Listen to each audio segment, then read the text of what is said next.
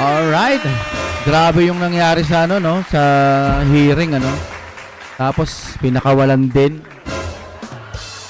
Kitang-kita naman na obvious naman eh.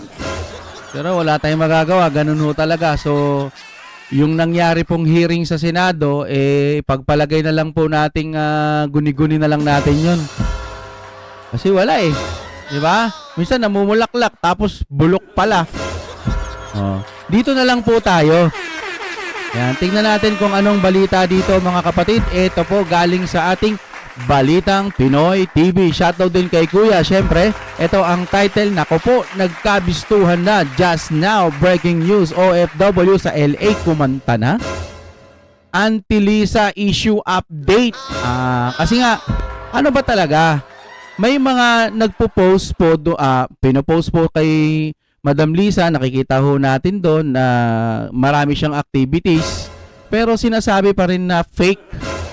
Ako naniniwala talagang parang fake eh. Naniniwala ako base sa aking opinion kasi kung talagang nandiyan ka, mag-live ka. Bukod sa nagla-live ka, sinasabi mong nandito ako sa Pilipinas kong mahal. Kung wala, di ba? Ganun lang yon mga kapatid. Pero syempre bago ang lahat, kapag ka mabagal-bagal ang inyong internet, dito ka na po sa Fiber ni Juan. Napakabilis po ng internet nila at ang mura-mura pa. Baka available na po yan sa inyong lugar. Nandiyan po ang contact number at ilalagay ko rin po yan sa description. Tara, simulan na natin!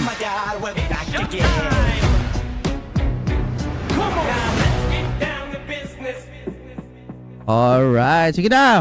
Mag-Fiber ni Juan na kayo kung mabagal ang internet nyo. Okay, eto na, i-play na ho natin. Drive sila from California to Oregon and then Seattle. And then pag-abot sa Seattle, mo-cross the border na unta sila sa Canada. However, pag-abot ko no dito sa Canada, gibaligya ako no siya sa gikontrata sa Malacanang. Gibaligya nga to, pag-abot dito sa Malacanang, ay sa Canadian border, gibalik na sad sila sa California. Na nagsabi na itong si Madam Lisa ay tumakas nga daw po ito papuntang Canada, kaya lang po ay naharang. Tumakas? Naharang? Uy, gaano ito katotoo mga kapatid ha? Di umano ito at ibinalik daw sa LA. And then nabanggit din niya sa video ito na sabi niya ay itong mga pautot daw ni Madam Lisa na mga post ay halata daw pong edited. Sino nagpo-post niyan? Baka admin ano? Dahil nga po, siya mismo ang nakakaalam na si Madam Lisa ay nasa LA pa daw di umano ngayon. Yun po ang sabi ni Dean Chase. Then may senior po siya dito yung about sa nilalaman po ng audio na iba po yung nireveal po niya, yung kininto po niya yung dati na about sa audio. Ngayon, may kininto din po siya na nakakakilabot. Uy. Ano kaya ito guys, no? So ito guys. Sakto yan, mahal na araw, no? Ano kaya to mga kapatid? Shoutout, madam, panoorin lang po natin itong balita na ito, no? At bibigyan namin ng reaksyon at opinion. Panoorin po natin ang video ito. Yes. Narito, Balitang Pinoy TV. Shoutout sir, nasa description yan. So, eto na nga po, pakinggan po natin itong kwento ni Dean Chase, ano, na may tao daw tumawag sa kanya, isang tauhan sa Malacanang. At sinabi po niya sa video ito na ito lang tao, habang nagsasalita ay pinapakinggan lang daw po niya na nagsabi na itong si Madam Lisa ay tumakas nga daw po ito, no, papuntang Canada, kaya lang po ay naharang daw di man ito at ibinalik daw sa LA. Agoy! Talaga? Pengi, bakit hindi ito ibinabalita mga kapatid kung talagang may ganito? Kasi mahirap niyan, no? Meron tayong tinatawag na baka sabihan lang sa'yo, puro ka hearsay. Kailangan ho mga kapatid pag mga ganitong mga balita, kailangan talaga ng ebidensya. Mahirap na, di ba? Then nabanggit din niya sa video ito na sabi niya ay itong mga pautot daw ni Madam Lisa na mga post ay halata daw pong edited. Dahil no, marami nagsasabi na yung mga pinagpo-post ni Madam Lisa doon edited daw eh. nga po, siya mismo ang nakakaalam na si Madam Lisa ay nasa LA pa daw di umano ngayon. Yun po ang sabi ni Dean Chase. Then may senior po siya dito yung about sa nilalaman po ng audio na iba po yung nireveal po niya, yung kininto po niya yung dati na about sa audio. Ngayon, may kininto din po siya na nakakakilabot. Eto na. Ano kaya ito guys, no? So ito sige, guys. Sige. panoorin po natin ang video ito. Malalaman nyo po na itong si Dean Chase ay palipat-lipat ng location dahil nga po ay napapansin po niya na habang nagre-live siya, may Oh. tao pong sumusunod sa kanya at Nako. kahit gabi ay nakasalamin. So ito guys, no, ang kanyang language po dito ay Bisaya, Bisaya, English. Kaya So parang minaman-manan siya, no? siguro naman maintindihan niyo yan kasi habang nagbibisaya siya, tinatranslate niya naman po niya sa English. So ito po, sabayan niyo po akong manood. So many things had happened this past few days nga katawanan kaayo. But I will get into that into detail. Magwatch ata sa mga tao nga maabot sa live. Hello, hello. Hi John, kamusta? Hi. John from Toledo. Hi, John from Toledo. Hello. Hello, hello, hello. So, we just need to wait for a couple more minutes for people to come in. Sulod-sulod lang mo. Because I'm going to tell all. Well, not really tell all. I have been talking to a very special individual who told me to be very wary and very careful of the information that I'm actually putting out there. And they have given me some tips as to what words that I should be using. Okay, apparently these people that have been messaging me have been trying so hard. I've been trying so hard to set me up for kuan ba ng inciting sedition. So, I'll get into the details of that later as well. Katawanan kayo. Hello, hello. Gwen. Meron, no? Bahog di. Oh, la, grabe. Ayos na. Ayos na. Mabahan masat tanin yung ako ng basahon. It's so funny. Okay. Bahog, ano? Is everyone here? Is everyone here? Hello, guys. Hello, hello, hello, hello. Ayan na. Hello, hi. Hi, Martha. Hello. Hello, ni Mulia. So, first thing in order, no? So, ang mga panghitabo karon kanang this past few days,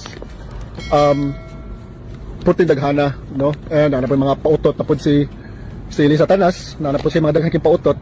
Lisa Tanas. And magkatawa lang ko ba kay they're trying so hard to make her look like she's in the Philippines, but at the same time, like they're putting in like little hints nga kanang the photos that they have posted are edited and the videos are way too.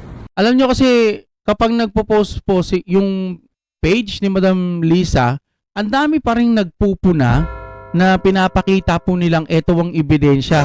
Hindi tugma yung mga, minsan yung upuan, minsan yung ganitong yung lugar, yung ganito, minsan yung mga nasa taas, yung mga, ang daming napapansin, matatalino ng mga tao. Pag may mga ganitong pagkakataon at alam natin naman na parang hindi na normal yung mga nasa picture, abay mag-isip-isip din ho tayo. Hindi naman natin sinasabing wag nating paniwalaan.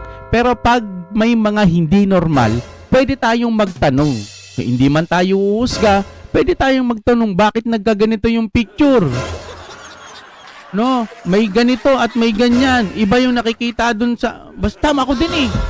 Nakikita ko din parang iba mga kapatid eh.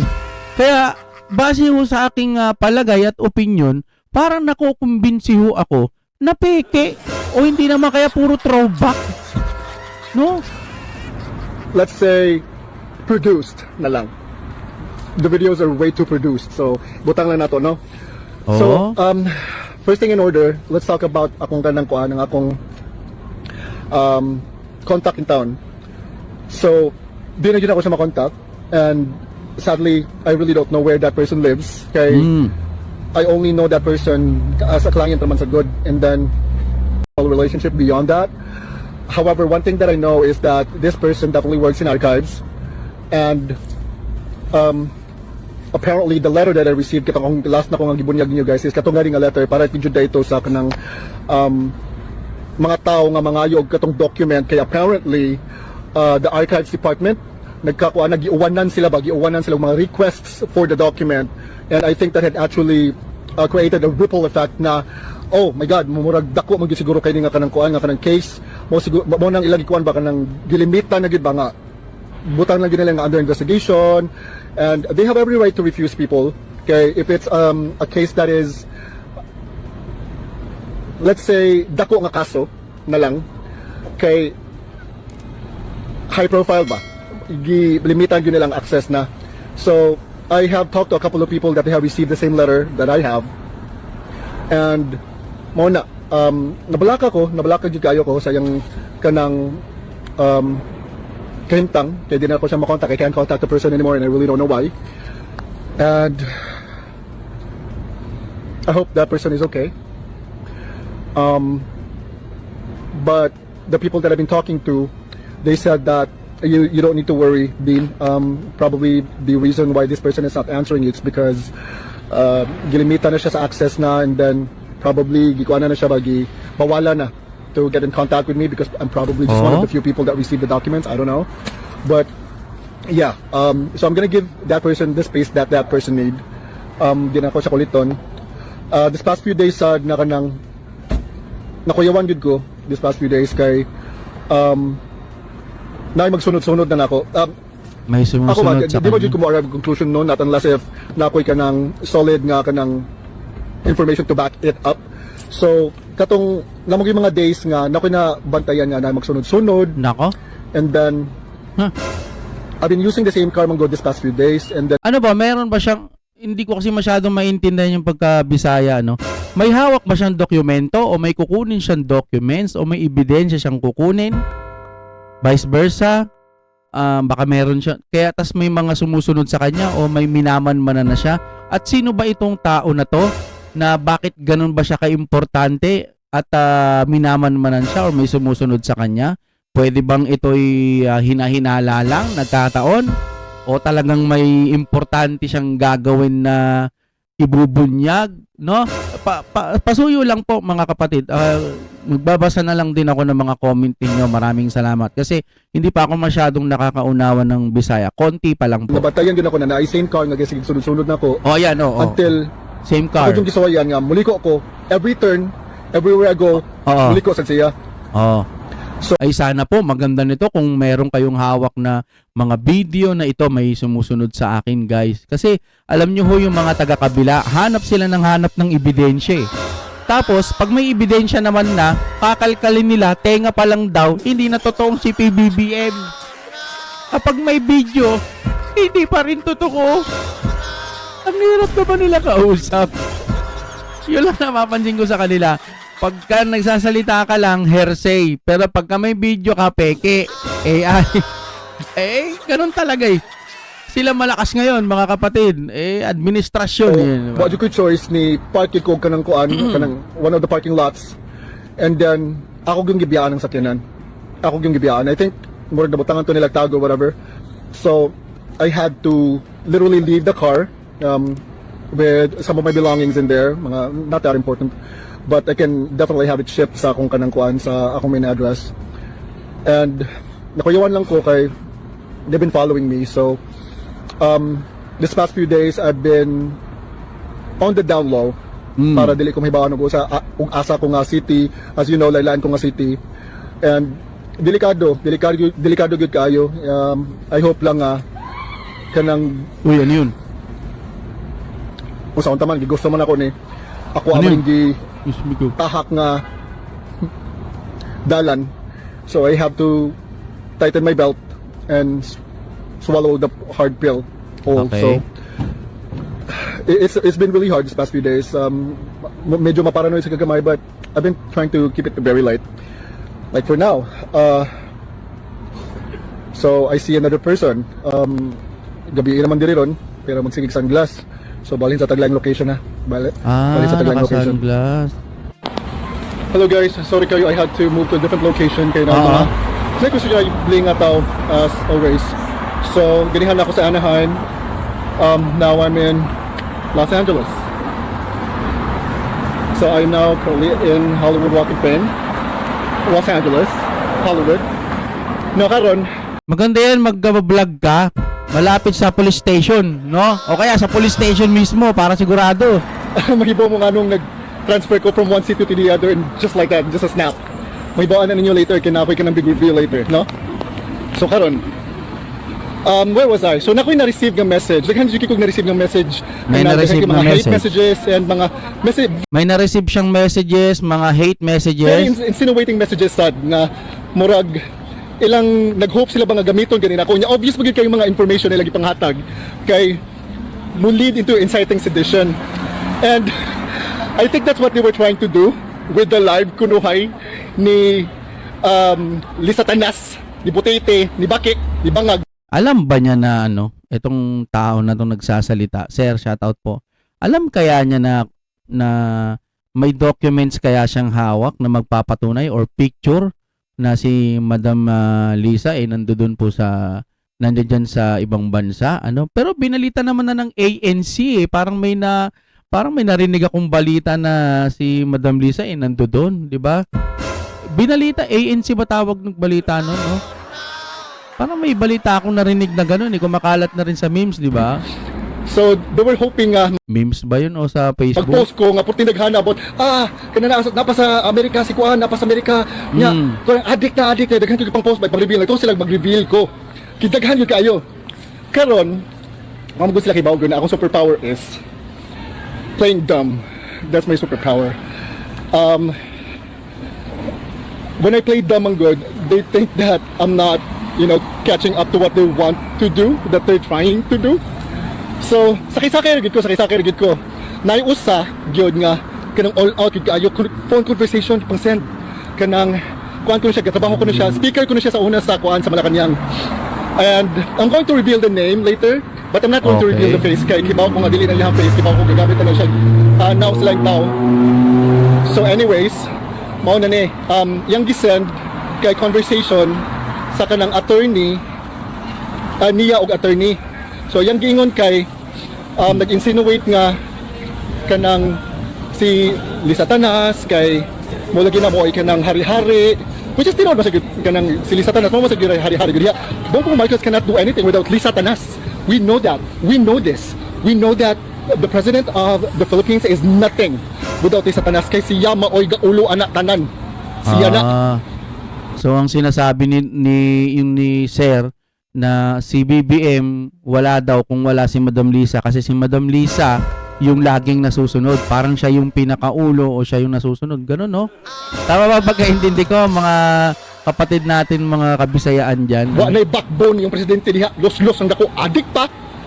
Yatay. Sige, ngiwi-ngiwi nga. Puti niyang ngiwi siya nga papangig. Nagdugo ng babak.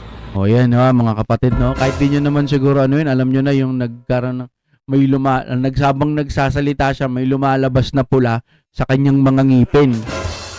Oh. Alam nyo mga kapatid, mahirap nang ipagtanggol yun. Pagka ganon, ano ba yun, nakagat lang yung labi, pwedeng may sakit at dapat pong magpa-check up kung ano man yung kulay pula sa kanyang ngipin habang siya ay nagsasalita. Kasi kahit sino hong mga doktor ay mag-aalala sa kalagayan po ng presidente kung bakit nagsasalita ka lamang, bakit mayroon pang mga dugo. Ay, sorry. Bawal pala sa YouTube bigkasin yun. Pero sige, puputulin na lang natin. May kulay pula na lumalabas po sa kanyang ngipin. Oh, yun lamang po. Sana magpatingin na siya, no? Anyways, so nisulti siya mo nang gisulti katawan kay gisulti na nagtuo siya kanang gamito na ko as staff ba. Nga ana ning tawhana nga ang story daw ni Lisa Tanas kay kato daw nga adlaw kay sa tadri ha.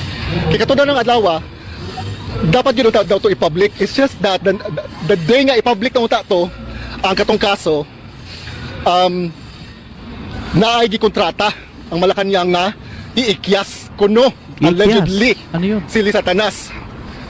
Unya karon, minor gid ko. Katawanan kayo. Unya katong kuno the day nga kanang ilan ako nung iikyas.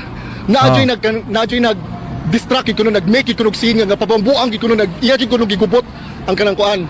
Ang katong adlaw nga dapat ilan ang i-public ang kanang kuan, ang katong nahitabo dito sa Paulo Tantoco death. Karon successful ko no ang katong kuan katong naggubot gigubot niya ang kanang kuan ang katong venue nga i-public na para makaikyas si Lisa Tanas. Nakaikyas gid ko no, nakailis ko no. Kuyog atong gikontrata nga kanang gibayran nga para iikyas si Lisa Tanas. Unya karon moto gi-drive na. Agi sila, nag-cross country drive sila. Kaya di man pwede mag-play. Yung pagkakaunawa ko, Diyos ko, dumudugong ngipin ko din. Magpo-cross, parang pupunta. Ito na nga siguro yung sinasabi na pupunta ng Canada. Kaso nga lang hinarang, Panman, di Ito dito lang hindi tayo ang nagsabi. Si Kuya ang nagsabi, hindi tayo. Tayo po yung nagre-reaction at opinion lamang sa mga balita at gusto natin malaman kung gaano katotoo o totoo ba o hindi. So, mao kuno ni allegedly nangagi sila sa California, state of California, nag-drive sila to diri sa tahaw no sa takay mo gihingal ko. Kanang nag-drive sila from California to Oregon and then Seattle, and then pag-abot sa Seattle, mo cross the border na unta sila sa Canada. However, pag-abot ko no dito sa Canada, gibaligya ako no siya sa gikontrata sa Malacañang. Gibaligya nga to niya pag-abot dito sa Malacañang ay sa Canadian border, gibalik na sad sila sa California. Ayun. Allegedly. Allegedly. Hindi basta talaga ang importante rito, no, pag mga ganito, gusto ko ho may ebidensya. Hindi naman natin sinasabing hindi totoo o totoo. Kasi mga kapatid, sabi ko sa inyo, ngayon po, mga vlogger, tinitignan na po ng gobyerno sa mga fake news. Hindi na ho ito basta-basta. Kasi sa nakikita ko, mas active silang makita kung sino yung mga nagsasabi ng totoo at hindi. No? Kaya tayo, iniisip natin, ano ba, maniniwala ba tayo o hindi? Kailangan natin ng ebidensya dyan. At kapag may ebidensya, sasabihin AI. Naguguluhan na tayo tuloy. Ako, di ko na alam, mga kapatid. Sa ngayon, gusto ko ng ebidensya pag gusto mga ganitong bagay. Sana Information nga gihatag sa kuha. And then karon information na ibinigay sa kanya, information, so parang hearsay, no? Although kampi naman talaga tayo sa ating Duterte, kaalyado ng Duterte o mahal nating Duterte, pero syempre ayaw din ho natin na medyo maaabala tayo sa mga ganitong bagay. Kailangan po talagang may ebidensya. Naalala nyo po ba yung maraming candle sa Cebu, sabi ng ganito, ganyan, ang dami daw. Ngayon, fake news pala yon, yung napakadaming tao na nag-ano sa Cebu, nag-rally daw. Hindi naman pala yun na rally, fake news pala yon. Ngayon, ang pinagbintangan, mga DDS agad. Yung mga, DDS to, mga ganyan, DDS agad ang pinagbintangan. Malay nyo naman, baka sumasabay lang din yun sa trending. Pwedeng DDS o kaya sumasabay sa trending. Pwede rin naman din kalaban na nagpapanggap na DDS para, di ba, mga ganun. Kaya ako, habang tumatagal, habang nagbablog tayo dire-diretso, mas natututunan ko na tignan muna yung magkabilang panig, no? At saka, kahit ano pang mangyari, Duterte pa rin tayo. Ang problema natin, nasa kanila ang kapangyarihan. Kaya, hanggat magsasalita ka, may sasabihin ka, o aakusahan mo yung tao, kailangan talaga may ebidensya. Paano naman yun kung nakikita mo nang meron ng pula sa bibig? Baka pagod lang. Di ba mga kapatid? Okay, hanggang dito na lamang. Maraming salamat po sa Balitang Pinoy TV. Mag-subscribe kayo dyan, nasa description yan. Pati si Kuya, maraming salamat sa nagsasalita. Maraming salamat sa information. Idadagdag namin yan, inonote po natin yung mga sinabi ninyo at aabangan pa natin yung mga susunod na kabanata. Maraming salamat po. Oh my God, we'll be back again.